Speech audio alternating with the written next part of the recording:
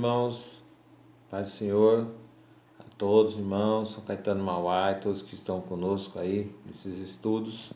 Eu estava gravando, voltei, tive que apagar tudo, temos uma dificuldade muito grande com a internet aqui e vamos continuar hoje, falar mais um pouquinho sobre maturidade, falamos na semana passada, até para ver se a gente consegue deixar um pouquinho mais esclarecida essa parte e nos prepararmos aí para os estudos presenciais, estão próximos a acontecer em nome de Jesus, até porque a dificuldade nossa realmente, como está dizendo, é muito grande na questão de internet aqui, não é fácil, né?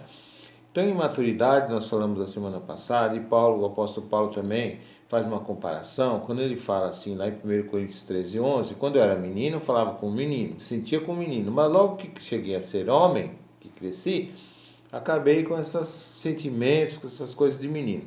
Então a gente falou sobre a questão da maturidade espiritual, comparando com a maturidade do ser humano, quando ela cresce, desde criança, vem uma evolução, né, e vamos superando e vamos aprendendo a viver em sociedade. Assim, a nossa maturidade espiritual, nós temos que crescer, né, cada vez mais. E então nós podemos perguntar, querendo falar um pouquinho hoje sobre como adquirir essa maturidade e quais são os sinais de que nós estamos avançando nessa maturidade. Então lá em Efésios 4, do 12 ao 16, diz assim, Efésios 4, do 12 ao 16. Com vistas ao aperfeiçoamento dos santos para o desempenho do seu serviço para a edificação do corpo de Cristo. 13. Até que todos cheguemos à unidade da fé e do pleno conhecimento do Filho de Deus, à perfeitura varonilidade, à medida da estatura da plenitude de Cristo. Nós até já falamos semana passada sobre a estatura de varão perfeito. E não é a estatura de altura, né, como a gente falou, né? A gente até fez uma comparação brincando, aí não é ser alto ou ser baixo, mas crescer na presença de Deus, né? Para que não mais sejamos como meninos, levados de um lado para o outro, levados ao redor por todo vento de doutrina, pela artimanha dos homens, pela astúcia com que conduzem ao erro. Né? Então o apóstolo Paulo, nesse texto, no versículo 13, quando ele fala da estatura de varão perfeito, esse crescimento se deve, aqui ele tenta nos passar, a busca do conhecimento em Cristo Jesus, do Filho de Deus. A varão perfeito à medida da estatura de Cristo, não pela estatura que ele tinha, nem sabemos qual era a estatura de Jesus, mas somos imitadores de Cristo. Nós temos que aprender com ele como agir em determinadas situações, como podemos crescer no Espírito Santo, como deixar o Espírito Santo dominar nossas mentes, a nossa vida, né?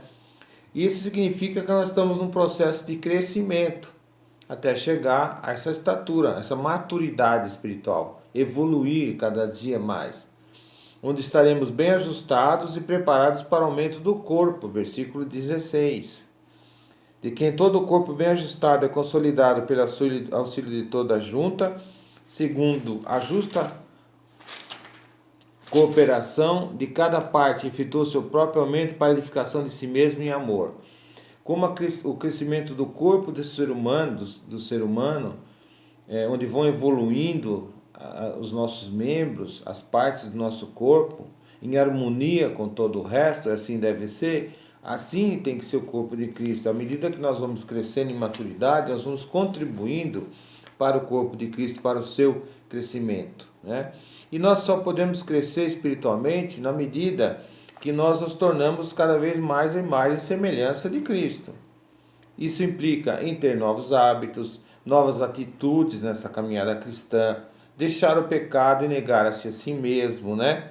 Como está lá em Lucas 9:23, quando Jesus fala assim: se alguém quer vir após mim, negue-se a si mesmo e tome cada dia a sua cruz e me siga. Olha só, né?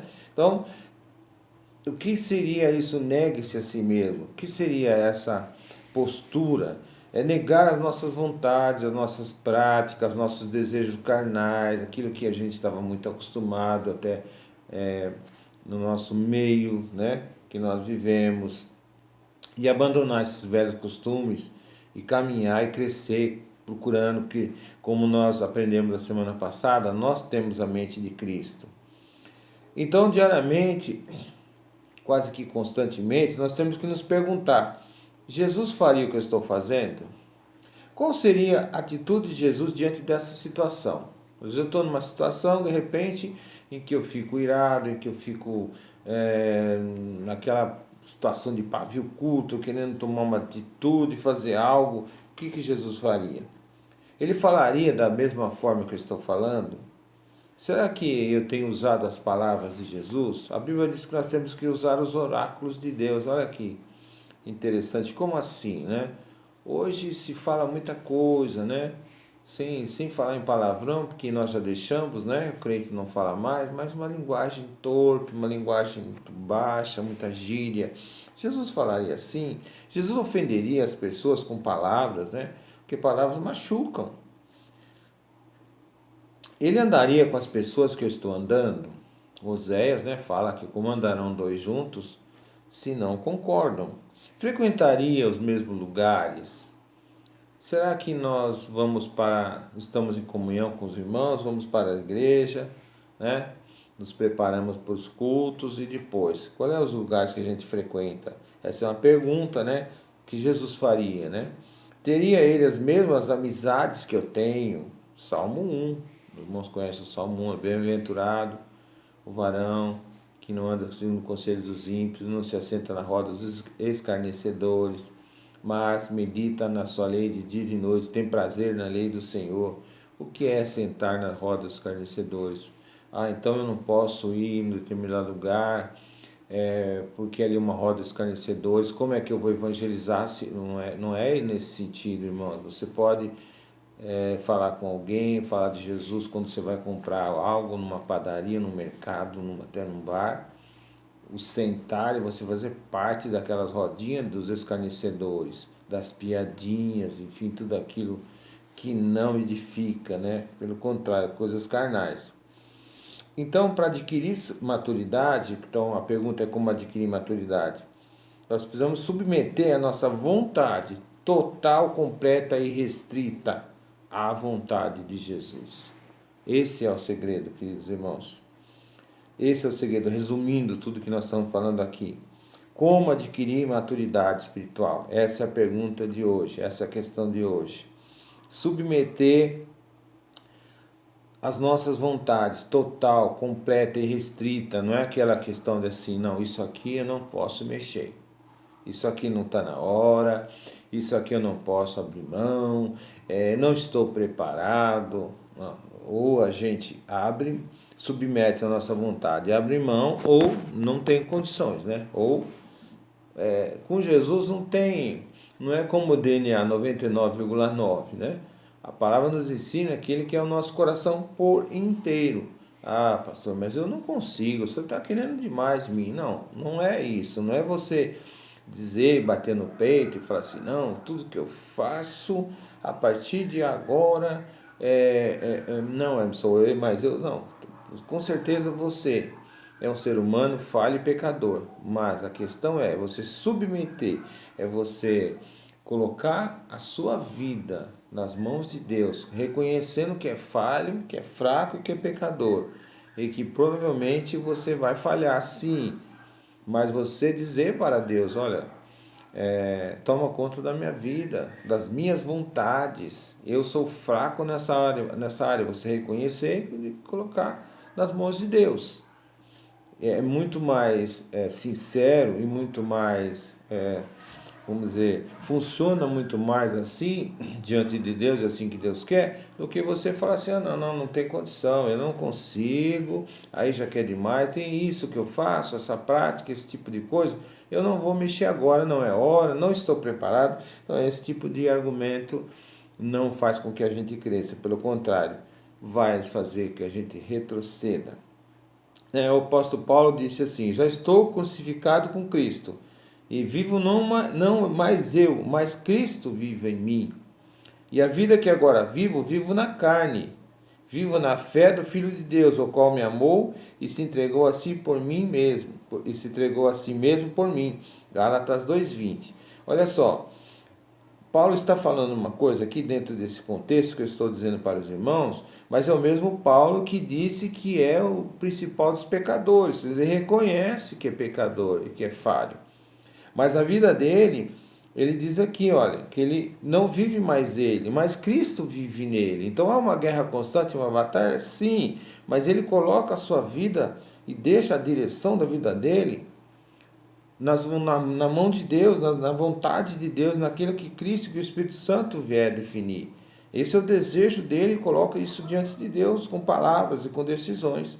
Assim, temos que fazer. Essa é a maneira de se adquirir, de se crescer espiritualmente. Cristo viver em nós, irmãos, é abandonar o erro mais do que confessar com a sua boca que Jesus é seu Senhor.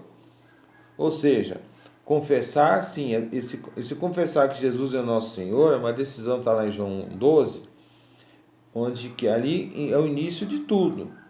Mas a partir daí, há um crescimento espiritual diário. Então eu tenho que começar a abandonar meus hábitos, eu querer isso, mudar minhas atitudes, deixar Jesus tomar conta da minha vida, né? E aqui em Lucas 12, Jesus fala assim, do 8 ao 9. E digo-vos que todo aquele que me confessar diante dos homens, também o Filho do Homem o confessará diante dos anjos de Deus. Mas quem me negar diante dos homens será negado diante dos anjos de Deus. Ou seja, aqui fala da confissão de fé, que é o princípio, é o início do nosso crescimento espiritual. Aqui nós nascemos de novo. Aqui nós começamos a nossa caminhada cristã, nosso crescimento espiritual. E a partir daí é uma decisão diária, onde eu preciso diariamente buscar incessantemente a presença de Deus na minha vida e deixar com que ele venha, o Espírito Santo venha fluir dentro de mim. Esse deve ser o meu desejo, a minha busca constante, mesmo sabendo que sou falho e pecador, mas a minha decisão tem que ser essa, contrário de dizer, olha, eu não posso. Tem gente que diz assim, irmãos, ele aceita Jesus, faz a confissão de fé, mas diz, olha, eu não vou batizar. Mas por que você não vai batizar? Não estou preparado. Preparado ninguém está. Então eu acho que é um pensamento um mínimo equivocado, né? Mas na verdade não é bem isso. Na verdade a pessoa não tomou a decisão. Na verdade ela foi num embalo, ela até sentiu que deveria fazer isso, sentiu a presença de Deus, mas ela não tomou a decisão, porque ela confessou, fez a confissão de fé, mas na hora de tomar a decisão, após aquela confissão, ela diz assim, agora a minha vida não vivo mais eu, mas Cristo vive em mim, ela recua, né?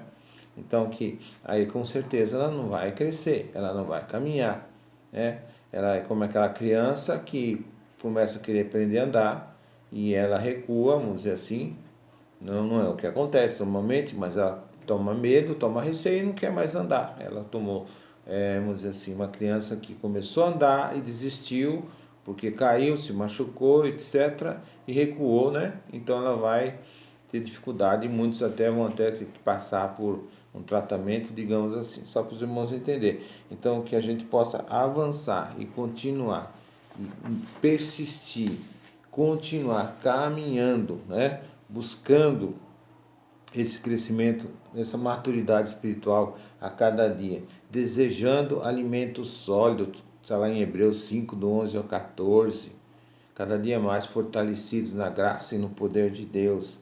Amém, irmãos? Glória a Deus, Deus abençoe a todos e vamos estar juntos, sim, em nome de Jesus, mais fortalecidos, mais maduros, mais crescidos espiritualmente. Eu creio nisso, em nome de Jesus, estaremos todos juntos, porque estamos passando por uma batalha terrível aí, estamos vencendo uma prova de fogo e vamos sair muito mais maduros dessa prova, em nome de Jesus. Que Deus abençoe a todos, suas casas, suas famílias, e cresçam, falem de Deus, façam seus cultos nos lares, mas não deixem de também voltar a fazer os cultos presenciais, amém? Deus abençoe a todos, em nome de Jesus. Amém.